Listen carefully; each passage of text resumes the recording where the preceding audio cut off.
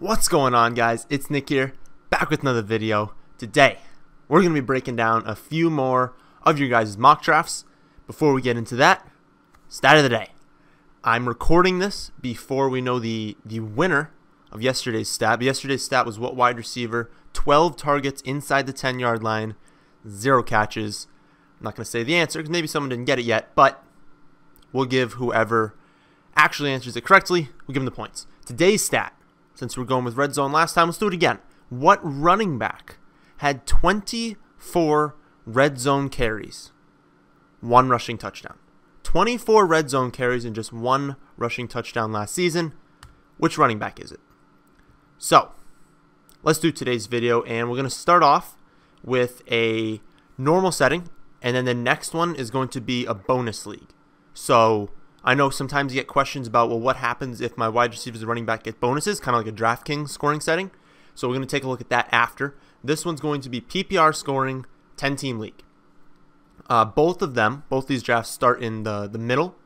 So we're going to see maybe how 2 different teams could kind of come about from that draft position. So I do like this draft. So if you look at the color coding that I'm going to use on all of these videos, yellow means I like the pick. And if I didn't circle it, it means like the pick was fine. I like the pick as well. But I really like the picks circled in yellow. Red is where I would have gone differently. So those are the guys we're kind of going to go over in more detail. And we're gonna more leave the ones I didn't circle because it's just a fine pick. Like I think Barkley. You guys know I love Barkley. You're sitting there at what? 1, 2, 3, 4, 5, 6. You're sitting there at 6. Barkley. Like that's just the pick. We can move on. That's a good pick. AJ Green at that next spot, I would not have taken. I think that you don't need to go with the running back if Melvin Gordon wasn't there, because I'm not taking Freeman, I'm not taking McCaffrey, I'm not taking McCoy, and then Fournette's just like really close to Green, so I would have never said like, oh, how could you take Green? You should have taken Fournette. Like they're close. You could take either. But I think Melvin Gordon is a much better pick than AJ Green. I think that Melvin Gordon we've been critical of in the past because he just hasn't been good from like an efficiency standpoint. You know, I don't think he's ever had 4 yards per carry in his career. So he just hasn't been that great. I know the line hasn't been that great. I know they've suffered just an insane amount of injuries on that team. But it's happened again, and Hunter Henry's down, which technically helps him in his potential red zone opportunity. You know, it takes away one more red zone target. We don't know if they're bringing back Gates for like his 1 millionth season, but regardless, they don't have that many options, so he's going to be heavily used in the red zone. So even though we can't predict touchdowns, we can say that he has a higher chance of getting more touchdowns, and this also might be the best line he's had over his career. So he's got a good line. They have the 3rd easiest schedule, according to Warren Sharp. Does all the he's like the go-to for strength of schedule. 3rd easiest schedule, so he should have more positive game script. And remember that defense is also really good. So if we think he's going to have a really positive game script in most games, we think that he's going to get a lot of red zone opportunities, and he's the lead guy. I know they drafted Jackson, and they already have Eckler to kind of take some 3rd down role, but those guys are 0 potential to take early down work, and Melvin's still going to see a lot of 3rd down work anyways. So I think Melvin is a much better pick at that spot. Moving on to the 3rd round, you guys have heard me say a million times that T.Y., I like him. I could have circled that in yellow. I think T.Y. is an excellent pick. I really don't even know where else you could have gone with that pick, so I probably should have circled that in yellow looking at it because I don't see anywhere else you could go. Love the Josh Gordon pick. You guys saw me release the video. I think he's a 2nd-round talent that's going in the 3rd to 4th round. I think he'll end up going early 3rd round once, ADPs kind of settle out in August. But getting him right now in the 4th round is an absolute bargain, so I will take that 100 times out of 100. Moving on to these next 2 rounds, I really like Geis and Henry. I think that you could have taken Michel instead of Geis. That's more of a personal preference, or Freeman instead of Geis, but I honestly think Geis is an excellent pick. Henry, it's kind of the same way. It's a PPR league, so it's not like a guy I'm targeting. I'm going to release a video on, someone suggested Derrick Henry and Jordan Howard, kind of going over how I feel about them in PPR leagues. So I'll save a little bit of that. But regardless of what that video says, because I haven't actually made it yet, I'm not targeting Henry or Howard in PPR leagues. You know, Dion Lewis is there. Like, obviously, if Dion Lewis were to get hurt, Henry's what? Probably a second round pick? Probably like a late second round pick, mid to late second. But we don't know that. And if Dion's only going to be on third down, he's not going to have a big workload, so his chance of an injury is lower. And even if he does get hurt, like Henry, he still doesn't catch. Like, they just don't trust him to catch the football. So it's not someone I'm targeting, but getting him in the 6th round there, again, I don't see another person that I would have taken. I don't think you can take those wide receivers that all went behind him. I think that Lynch, Dion, Drake, I wouldn't have taken any of those guys. So I think that's a good pick there. Hogan, I circle in red because I think people are getting a little too hyped on him. Going into the 7th round, that's just too much. He's never had over 700 receiving yards. He shows flashes, and the last time you saw him, he had one of his good games. But that's more of a recency bias thing. If you had him throughout the year, and if you watch him, like if you're a New England Patriots fan, every time he gets tackled, he limps off the field. Every single time. It's incredible. I mean, you throw him the ball, and he gets tackled, something's hurt. And some guys are just like that. Some guys just get hurt more than other guys. And when is he going to have his increased workload? It's weeks 1 through 4. What weeks don't we care about? Weeks 1 through 4. Look at your team. AJ Green, T.Y. Hilton, Josh Gordon. You think you're starting Chris Hogan weeks 1 through 4? Well, probably not, right? So in his increased workload, he's on your bench. So it's irrelevant. The Edelman injury might as well not even, or the suspension might not even be there. So the only time you might use him is later in the season when they have Edelman. They're throwing to all their running backs. They're using their running backs. They have Gronk.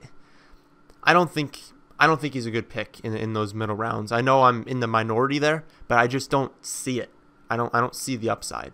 So it's a no for me. I'd have taken Brandon Cooks or Sammy Watkins later there. And I know we said that Cooks isn't the guy we're targeting. There's a difference between targeting and undraftable. Like, Cooks is not undraftable, especially in the 7th round, as your wide receiver 4. You have to realize that there is a theoretical chance that he has a monster season because he's Brandon Cooks. And they have a great defense, so they should have the ball a lot. They should score a lot of points. Am I targeting him? Absolutely not. Do I think he'll ever go in the 7th round in a real draft? Absolutely not. Like, that's the idea, is that he's going to be going more in like that 5th round range. And then, no, I'm not going to draft him in any scenario. But in the 7th round here, yeah, you're drafting him. You're drafting Watkins. I'd probably draft Corey Davis over Hogan. I would probably draft Funchess, Cooper Kupp, probably not. But Funchess, Corey Davis, Watkins, Cooks, all those guys that have taken ahead of him.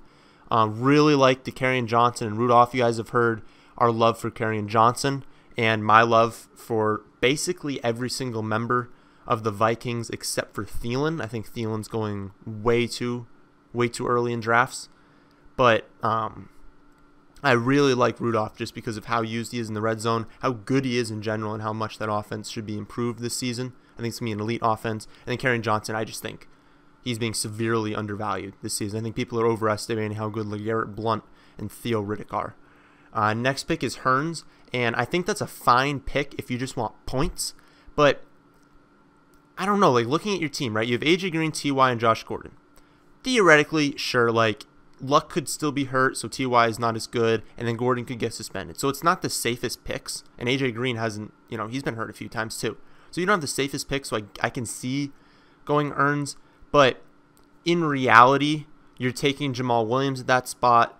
You're probably taking Isaiah Crowell. If Des Bryant was on a team, you're probably taking him. I'd rather take Marlon Mack just for the chance that he's the guy. We still haven't seen him recover from the shoulder injury, but I would assume that he's going to. And honestly, I'd have taken Doxson, even though you got him in the next pick. I'd have still taken him. So there's a lot of other directions I would have gone. Hearns is going to be fine, but they're not just going to target on one guy. And it's going to be a team that's going to feed Zeke 400 plus times. Not necessarily plus on the carry side, but total touches. He's going to probably get over 400. So do I really want the prime? He's probably the number one, but I don't know. I don't see the upside, whereas I see upside in these other picks. And remember, Aaron Jones is suspended for 2 games, so now, whereas that was going to be a competition that I thought Aaron Jones could win, if he's suspended for 2 games, it's Jamal Williams.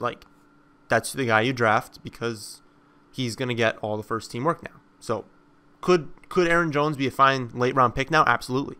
Again, your late round picks, you don't start for the first couple weeks. So really, you're just banking on the talent. So I still like Aaron Jones as a pick, but you're taking Jamal Williams there, and I'm sure his ADP will also rise, so that wouldn't have happened. But those other guys I mentioned, I would take ahead of him. Doxson already mentions a good pick. Breeze, I love the value on Breeze this season. 12th round is just nuts. Do I think in reality, again, this is a mock draft, in reality in your home leagues, he's going ahead of Cousins. He's going to go ahead of Roethlisberger. He's going to go ahead of Mahomes. That's probably it. He'll probably be in that 9th or 10th round range, not in this 12th, but if he is available here, I mean, he just had like one of the worst seasons he's had in a long time. And it wasn't because he was bad, it's just because the run game was so amazing. The defense will regress, the run game will regress, and Breeze will go back to his normal Breeze-like behavior. So I think that's a phenomenal pick. We went away from our strategy here. We don't draft defense until the second to last round, and then kicker in the last round. I don't care who it is. No defense is worth reaching on, especially if you look over that nice Jaguars pick in the 7th round. That was pretty sweet. But no, you were just the second person to draft a defense. Never ever do that. Take Kenny Golladay at that pick. Even take Tyler Lockett at that pick. Just bank on some upside. It's just not worth it. Absolutely not worth it. I mean, you could have gotten the Chargers. Could have gotten the Chargers with that Corey Clement pick. Chargers are a really good defense too. So don't be taking the Eagles there. I like the upside of Dixon, like the upside of Clement if Njoku were to get hurt, or even just he can get you some points on bye weeks. And then the defense last round. I believe this was on ESPN. So ESPN, I believe, forces you to take the defense kicker. And I know most people do also draft like right before the season starts, in which case you're not drafting, or you have to draft a defense and a kicker. But again, second to last round for those guys. All right, next mock draft, and this was an interesting one. So I play in a league like this. We actually get 5 points, which I don't like as much, but 3-point bonus for hitting 100 rushing or receiving yards. So if you hit 100, you're getting the 10 points. For the yardage, you're getting, this is a half-point PPR league, so you're getting a half point for every catch, and then you get a 3-point bonus for getting over that threshold.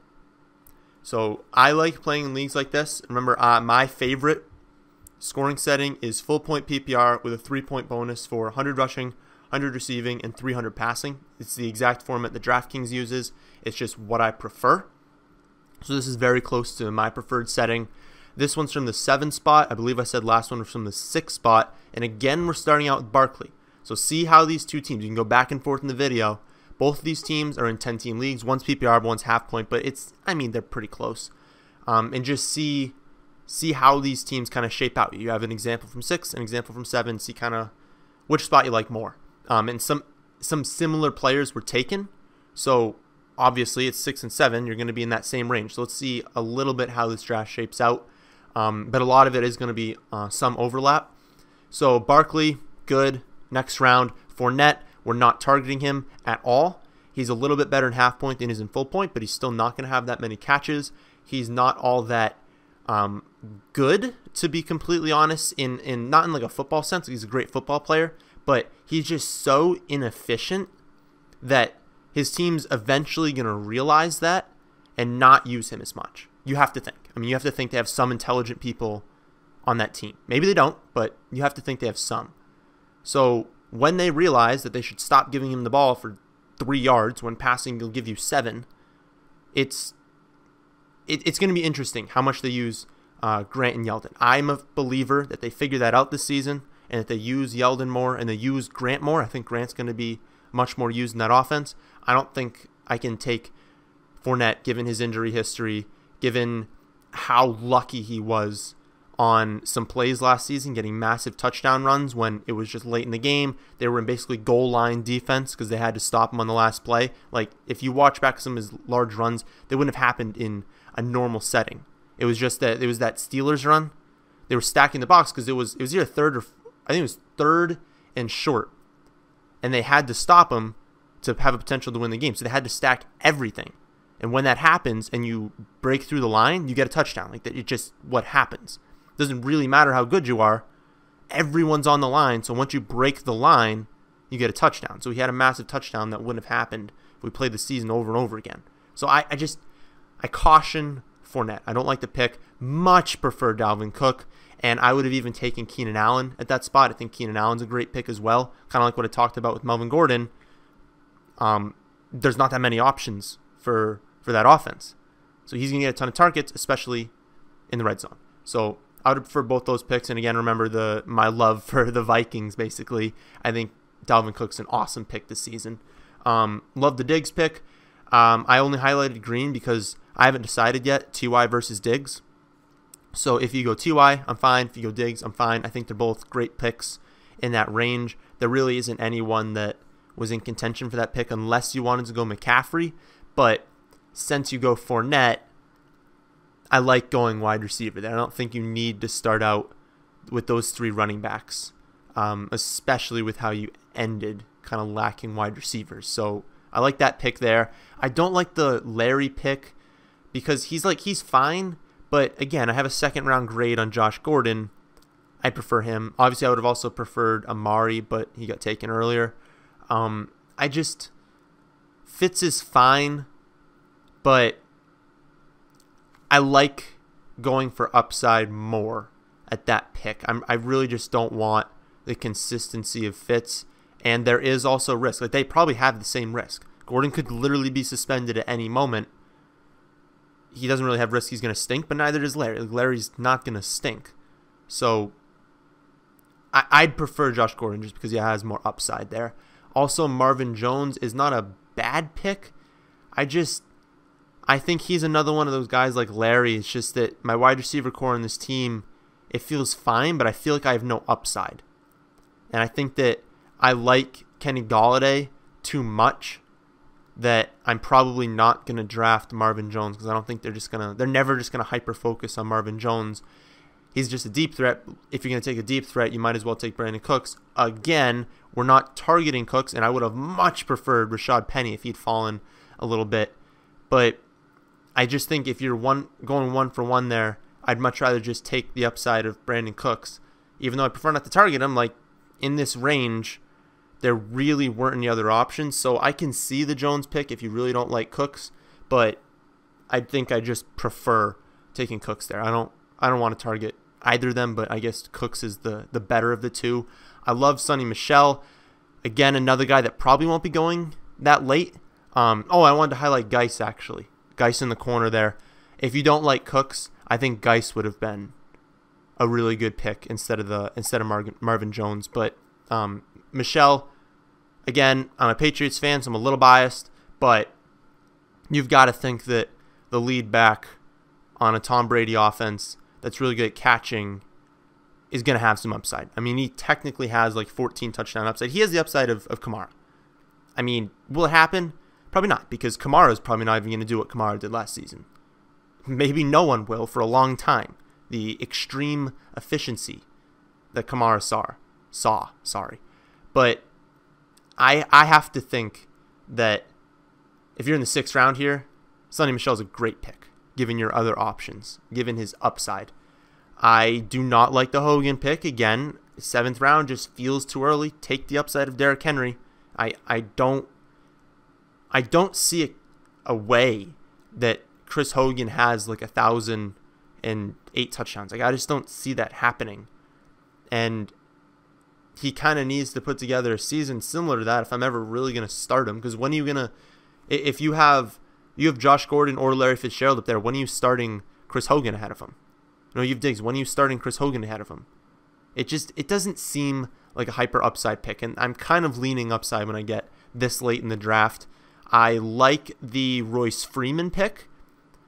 I don't think that Booker has shown us anything that would suggest that he is going to be the guy. He's decent at pass catching, so maybe take some 3rd down work. That was basically all he was good at last season. So is there concern that Freeman doesn't get a ton of catches? Sure, but in the 8th round on a team with a good defense, and he's pretty good, Royce Freeman, so I like that pick a lot. I could see you going Ronald Jones at that pick or Marlon Mack, but I'm fine with that. Next pick, I much prefer Kyle Rudolph to Delaney Walker. I know I talk about the Titans being a much improved offense this season and loving Mariota, but I still think that the Vikings are a much better offense, and I think that Rudolph has a much better chance to see more touchdowns and even more yardage this season. Even though they're going to spread the ball around in Minnesota, I think that Rudolph is a much better pick than Delanie Walker. And remember, Delanie Walker does have a lot of injury issues. He has a lot of issues staying healthy. Next pick, Randall Cobb, is just like a fine pick. He's not like someone I'm jumping up and down after every time I pick him, but he'll probably be fine for another year or two. I don't know about after that, but he's fine for this point. Matthew Stafford, not pumped about that pick. Andrew Luck was still on the board, and I don't see a case for drafting Matthew Stafford over Andrew Luck, especially when Luck's going 2 rounds after. Again, I'm of the belief that Luck's going to be fine and that he's probably going to jump into that like 9th round range, maybe 8th round. But at this point, you can't draft Stafford if Luck's back there. And I would have even taken Chubb instead of Stafford. You just don't have to draft Stafford. I mean, I'll look at all the guys behind him. And there were people who went undrafted that I would have taken and basically have the same projection on as Stafford. So I don't think you can really take him in that round. Kerryon Johnson, again, you just got him in the 12th round. That's not going to happen, but I think it's a great pick. Tyler Lockett, at this point. And also I highlighted Jamal Williams in the green because you could also take Jamal Williams with that Kerryon Johnson pick. I still like Kerryon Johnson a little bit more, but they're very close, and I'll have to revisit that as I think more about how the suspension will impact Jamal Williams, but that's a pick you could have made. But Tyler Lockett, that I really highlighted that because I just would have preferred to see quarterback at that pick. So I would have preferred you drafted like Chubb or even, I guess, Jamal Williams with that 11th round pick. So that Tyler Lockett pick, I would have just preferred to have been your quarterback pick. That's why, like, I'm still fine with Lockett late. I just would have preferred, obviously, to draft Andrew Luck instead of Tyler Lockett and then take, like, Jamal Williams or Chubb or Kerryon Johnson with that 11th round pick and then one of those two with the 12th round pick. And then he cut off defense in that last round because basically everyone went, or he cut off kicker in that last round because basically everyone went kicker, and we don't care about ranking kickers here.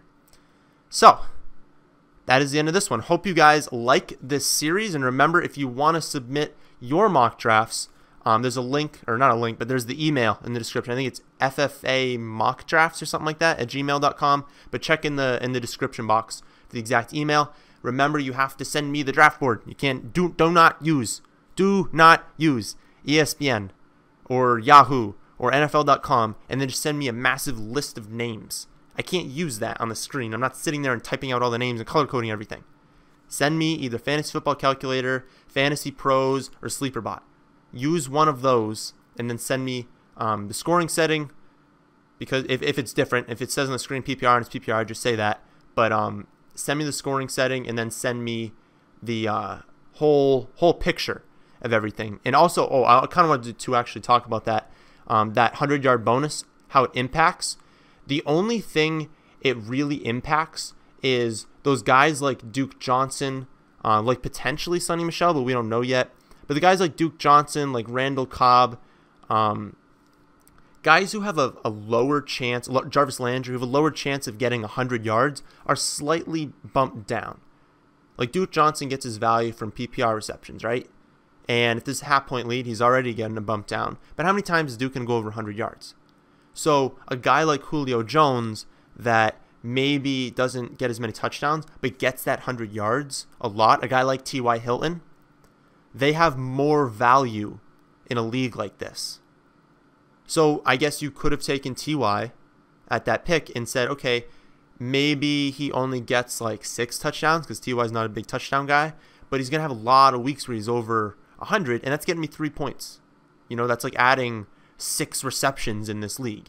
So it is important to look at. For quarterbacks, it's a bump down, and I don't think this league had that, but just to mention it, it's a bump down to rushing quarterbacks. So guys like Tyrod, like Mariota, like Newton, they have a lot of value when there's no bonus because rushing is so heavily weighted that it's almost like a glitch how heavily weighted rushing is for a quarterback, to the point where, I mean, you can draft Mitchell Trubisky because he's going to get you like a few points on the ground, and that's like adding 100 passing yards.